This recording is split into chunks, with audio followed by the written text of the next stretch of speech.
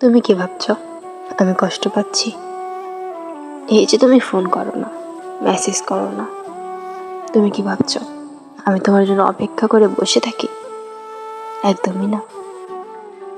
এই যে তুমি প্রতিদিন সকালে অনলাইনে থাকো, কি ভাবছো আমি লক্ষ্য করি? একদমই না। এই যে ফেসবুক খুলে দেখলাম তুমি 5 মিনিট আগেও অনলাইনে ছিলে, কি ভাবছো এটা দেখে আমি কষ্ট পাচ্ছি? আমার বুকের ভেতরটা দুমড়ে মুচড়ে উঠলো? একদমই না। এতে বরং ভালোই হলো, আমি নিশ্চিত হলাম তুমি আমাকে ভুলে গেছো। আমিও আর আশা করব না তুমি কোনোদিন ফিরে আসবে বলে। না, আমাদের বিচ্ছেদ হয়নি, যোগাযোগ বন্ধ হয়ে গেছে মাত্র। তুমি আমাকে কোথাও থেকে ব্লক করোনি, তুমি আমার থেকে মুক্তি চেয়েছিলে, সেটা আমাকে বলতে পারোনি। হঠাৎ তুমি যোগাযোগ বন্ধ করে দিলে।